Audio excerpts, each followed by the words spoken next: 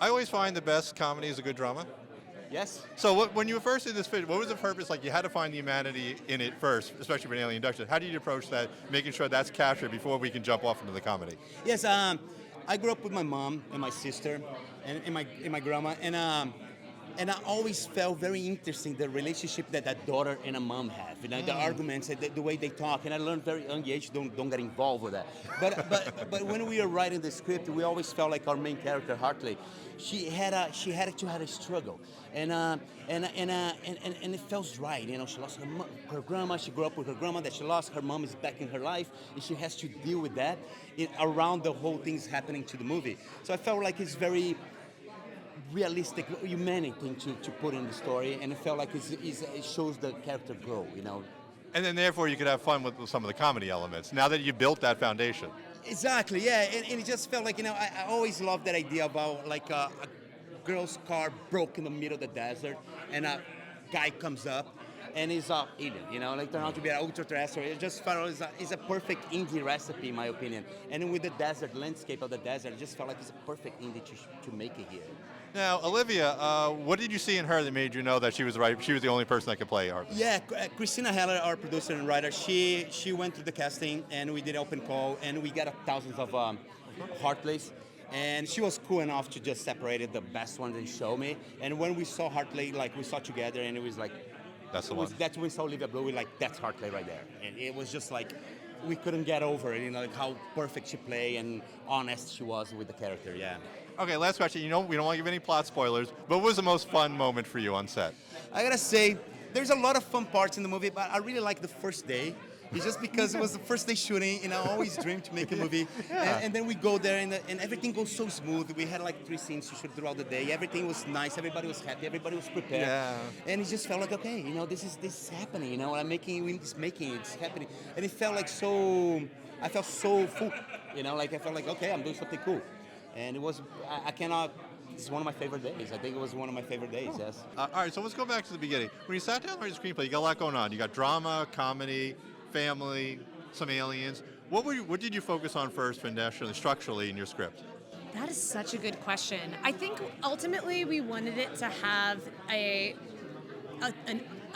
formula and a structure that would be recognizable, because we wanted to make a film that was a popcorn flick for a Friday night. So while we're not like making a film by the numbers, we wanted it to have those kind of satisfying narrative moments throughout, so that you felt like you got the payoff at the end of your investment of time. So, you know, we were definitely looking at that like first act, second act, third act kind of structure when we made it. All right, so Hartley, your central character. What was the process of developing her character and finding her story? So JP grew up with his mom, his grandma, and his sister in Brazil, and so female dynamics are really interesting to him. He likes to write about them, and so he kind of originally came up with the backbone of the storyline and pitched it to me, and then I thought, okay, well, I am a woman, so I will give it the nuance and the details that will make it, you know, feel real to other women watching the movie. And so the challenge with Hartley is, you know, she starts off the film, like many of us, a little depressed. You know, she's down on her luck. She's cleaning Airbnbs, a very normal job in the desert where we live, because there's a lot of short-term rentals. So the challenge was, how do we write a realistic portrayal of a girl that's depressed without making her like a wet blanket? And I think that Olivia did a really great job of bringing some humor and some sass to her, so that she is fun to watch. Now, what did you see in Olivia? Why cast her? What was about her? Like, oh my God, she's the only one that could play this part. People were auditioning for Hartley and playing her very serious. And I just, again, this movie was supposed to be fun. It's supposed to be like a Friday night, like popcorn flick. So I was concerned that if our leading lady was too serious, it would just sort of drag the film too far into drama, and we wanted to keep it a little more on the comedic side.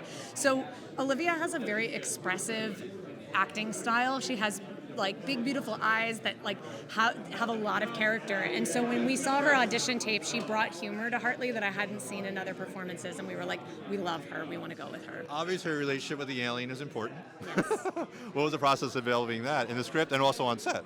So our alien Sam is a Venusian, so he comes from planet Venus, which is based in the real alien folklore of Joshua Tree and the Venusians that visited in the 50s, 60s, and 70s.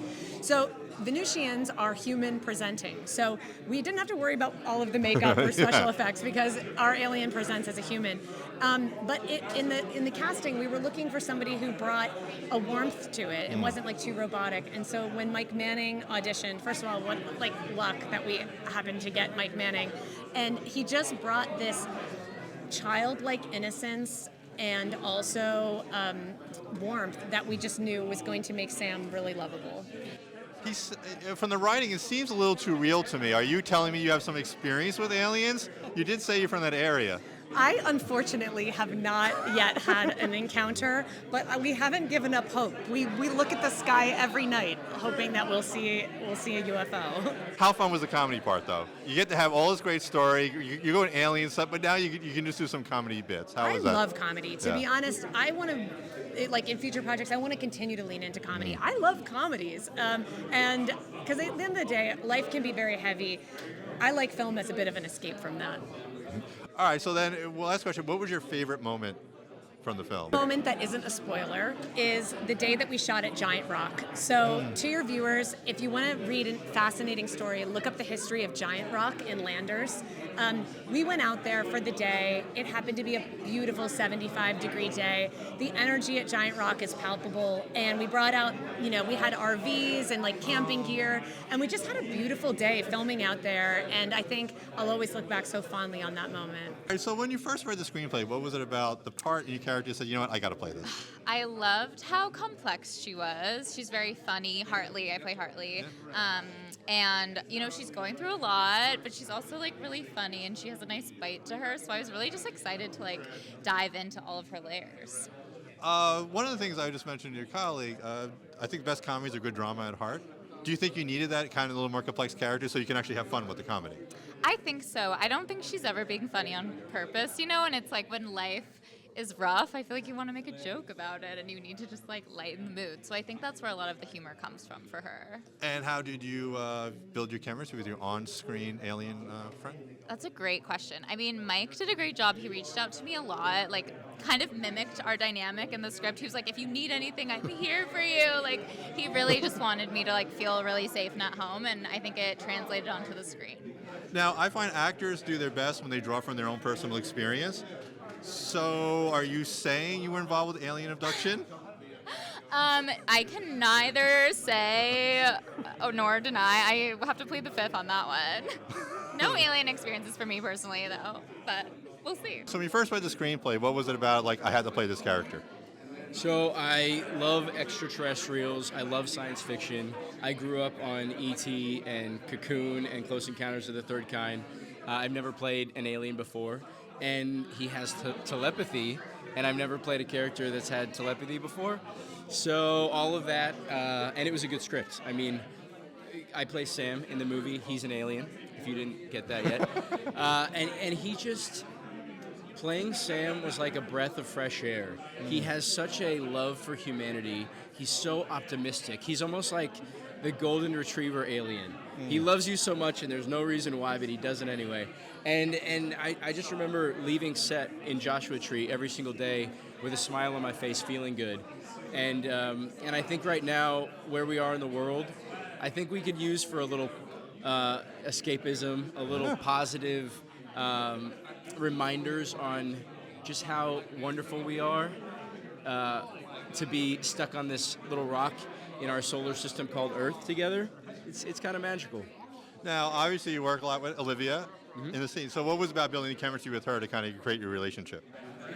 It was, Olivia and I actually didn't hang out a lot before filming on purpose, because in the film, Sam, on one side of the spectrum, is positive and happy-go-lucky, and then Olivia's character, she's very, she's sort of stuck in a rut, and she's not really happy about a lot of things, and they intersect at a point in time where they can help each other and restore each other's faith in humanity.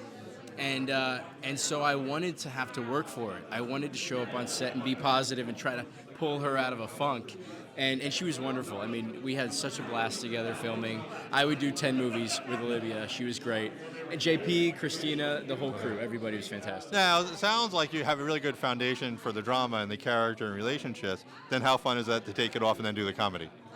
Oh yeah, I mean, there's one scene in the movie, without giving any spoilers away, where I eat a whole jar of peanut butter. Sam loves his peanut butter, and just to have those comedic moments, it was fun. It was great.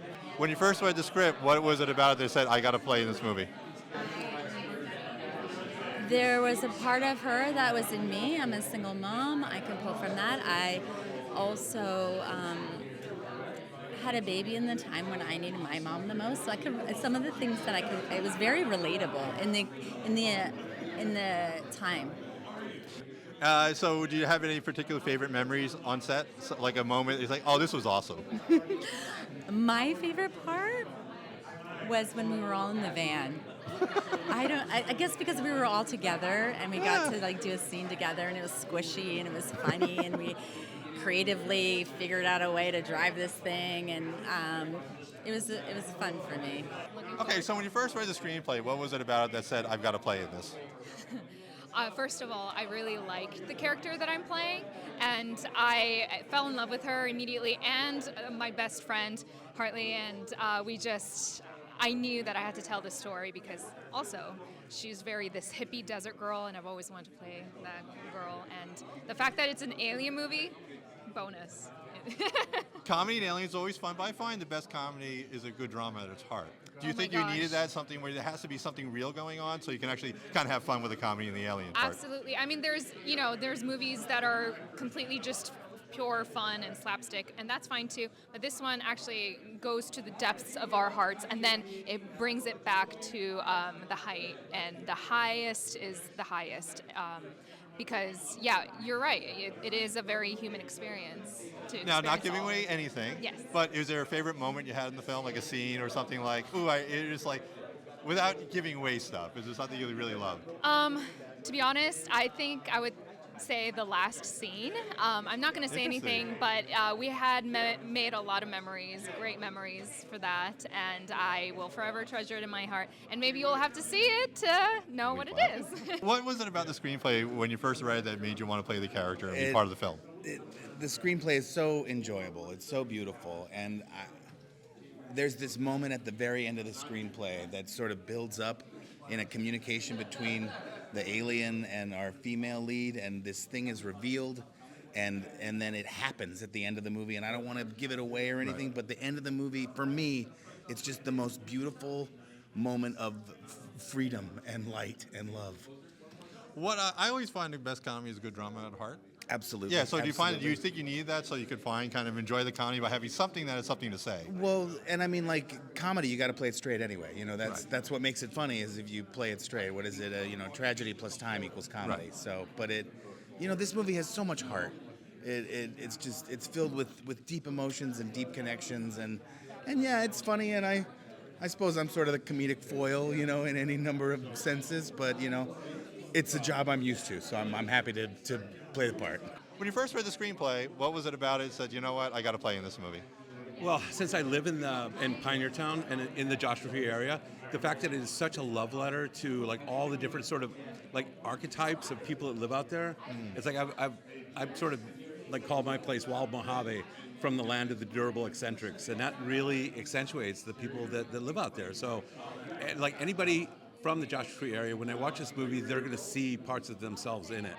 And so it's really heartfelt, it's really honest, and then also it's just such a history of UFOs and UFO conventions and giant rock and Integratron and Venusians out in that area. It just all almost wrote itself, and so I'm personally out in Pioneer Town building the first Adobe building in 30 years in San Bernardino County, and that ended up being part of the screenplay too, because Adobe is a natural Faraday cage, so if you're going to hide alien technology, that's a good place to do it. So do you think that authenticity helped you kind of have fun with the comedy too, though. It feels real, but you can kind of then jump off and have some comedic fun. Absolutely, but that's the way life is. Yeah. You know, it is serious until you laugh at it. So, without giving me anything, was there any particular moment you had most fun with? Another co-star in the movie is my dog Polly. Oh. And she love has those. never like done anything like this at all. She's only 3 years old, but because it's a legit movie, we had an ASPCA person there. Oh, that's right. And so there was one scene where she's over by me, and a truck rolls up, and Polly has to go approach the people like cautiously, and then Olivia comes out, and in the movie world they know each other, so she says Polly, and then Polly runs over to her. And we had to take that like 5 times, and she nailed it every time. So much so that the ASPCA person went up to Christina, our producer, and said, "How many other movies has Polly been in?" And that she ran over to tell me that. I was like the proudest moment. So you're thinking, out of all the actors you work with on set, Polly was the one that delivered the performance perfectly each time. I think 5 out of 5. That's pretty solid. Yeah. So she is definitely one of the stars. When you first read the screenplay, what was it about your character that said, you know what, I got to play this part? Well, actually, the screenplay came to me already with them wanting me to play the part. So it's interesting how that happened. Christina, who wrote it and produced it, saw a photo of me on Facebook in a Santa throne with a Santa cap on, looking super evil, and she was like, "I want that guy. That's the guy I want to play this." So. So, if I'm not mistaken, you play someone not of this earth. You know what? Maybe. You don't know, because I'm just the bad guy. Just the bad guy. You don't know. But at the same time, you got to find the humanity in the bad guy to play the villain. Yeah, of course. What was your approach to find out, like, his point of view to kind of discover it, so you can actually kind of have fun playing the bad guy? Yeah, he loves being a bounty hunter. He loves the chase, but also he doesn't want anything bad to happen to Sam. He really wants to make sure that he doesn't have to hurt him. He just wants to take him in, get his money, but he doesn't want to have to hurt the guy.